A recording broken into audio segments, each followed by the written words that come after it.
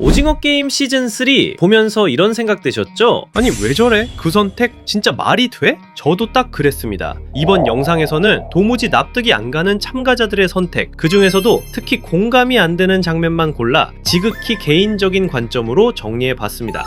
가장 먼저 살펴볼 인물은 장금자입니다. 금자는 왜 아들을 죽이는 선택을 했을까요? 이건 정말 상상조차 할 수 없었던 충격적인 장면이었죠. 며칠 전 처음 만난 준이와 생판 모르는 아기를 살리겠다고 평생 키워온 사랑하는 아들을 희생합니다. 막판엔 핑크 가드가 쏴서 죽긴 했지만 상황을 보면 사실상 금자가 죽인 거나 다름없죠. 이 장면은 시즌3 전체를 통틀어 가장 납득이 가지 않는 순간이었습니다. 그리고 또 하나, 금자는 마지막 선택을 앞두고 기훈에게 이렇게 말하죠. 준이와 아기를 도와주세요. 이건 사실상 유언입니다. 그런데 가족도 아닌 이 둘을 왜 그렇게까지 지키려 했는지 드라마는 명확한 이유를 설명하지 않습니다. 결국 금자의 선택은 감정선이라기보다 스토리를 끌고 가기 위한 장치처럼 보일 수밖에 없었습니다. 아기의 탄생 그리고 예정된 결말처럼 흘러가는 선택들, 시즌3에서 아기가 태어난 순간 사실상 결말은 정해진 것처럼 보입니다. 많은 시청자들이 아기가 우승자겠구나, 그럼 결국 다 죽겠구나 하고 직감했을 겁니다. 마치 처음부터 아기를 우승자로 정해놓고 그 흐름에 맞춰 캐릭터들을 억지로 끼워 맞추며 하나씩 퇴장시키는 듯한 느낌이었죠. 드라마 속 참가자들은 각자의 절박한 사연으로 목숨까지 걸고 게임에 참여한 인물들입니다. 자기 생존이 최우선일 수밖에 없는 상황인데 극이 진행될수록 이들은 하나같이 자신보다 남을 먼저 생각합니다. 현주는 탈출할 기회를 버리고 금자, 준이, 아기를 데리러 돌아오고, 금자는 며칠 전 만난 준이와 아기를 위해 아들을 죽이고 스스로 목숨을 끊습니다. 준이는 죄책감으로 아기를 남겨둔 채 다리를 건너지 않고 떨어져 죽고, 마지막엔 기훈이 자신의 목숨을 내놓죠. 이런 흐름은 영화나 드라마 속 이상적인 영웅 캐릭터라면 이해되지만 생존이 최우선인 오징어 게임 설정에선 지나치게 비현실적입니다. 감동을 주기 위한 희생이라기보단 아기를 우승자로 남기기 위한 이야기에 억지로 끼워 맞춘 전개처럼 보이는 이유가 바로 여기에 있습니다.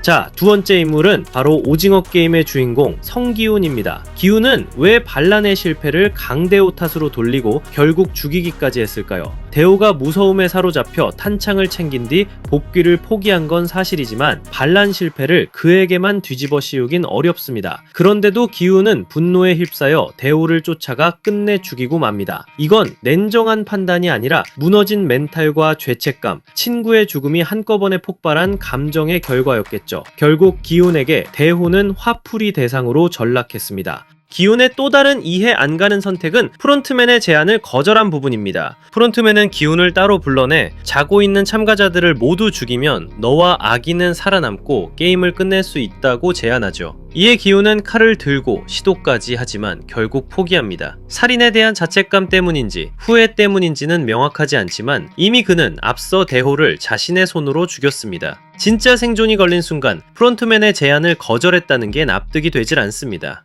다섯 번째 게임에서의 행동도 이상합니다. 기훈은 제일 먼저 다리를 건넜고 두 번째로 건너온 참가자가 다른 사람들을 차례차례 죽이려 할 때도 그냥 보고만 있습니다. 몇 명이나 죽고 난 뒤에야 도와주게 되죠. 뭐하냐, 빨리 좀 도와주지 라는 말이 절로 나왔던 순간입니다. 여섯 번째 게임에서도 마찬가지입니다. 어떨 때는 참가자들이 서로 죽이는 걸 방관하다가 어떨 때는 뜬금없이 불공평하다며 제비 뽑기 하자 나서서 결국 그 제안이 최악의 사태를 만들기도 합니다. 전체적으로 기훈은 감정이 앞설 땐 폭주하고 이성이 필요한 순간엔 우유부단하게 흔들리며 행동과 판단의 흐름이 들쭉날쭉합니다.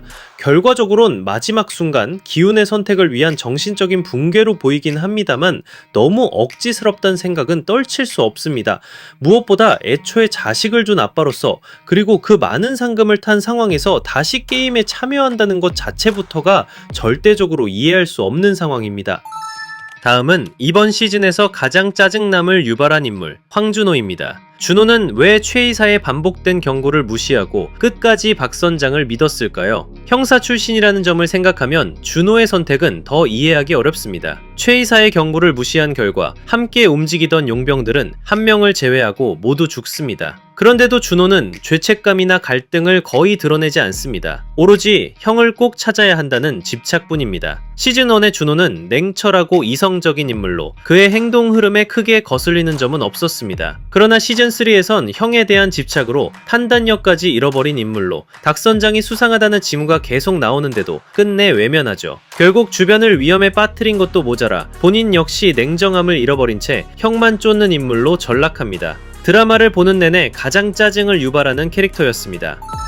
네 번째 인물은 누구일까요? 초반에는 몰랐던 숨겨진 빌런 중의 빌런, 가장 이기적이면서도 어쩌면 가장 현실적인 악역, 이명기입니다. 명기는 결국 준이와 아기를 버리고 자신만 살아남는 길을 선택합니다. 머리로는 이해가 되지만 마음으로는 도저히 용서가 안 되는 결정이죠. 필요할 때는 준이 곁에 있다가 불리해지면 거리를 두고 다시 이용할 수 있겠다 싶으면 다가옵니다. 마지막엔 아기까지 희생시키려 드는데요. 살기 위해 어쩔 수 없다는 논리지만 결국 철저히 자기만 생각한 이기적인 선택이었습니다. 대놓고 악역인 100번 임정대보다 더 얄밉고 더 악랄하게 느껴졌던 인물인데 연기를 너무너무 잘해서 마지막에 엄청 몰입했던 것 같습니다.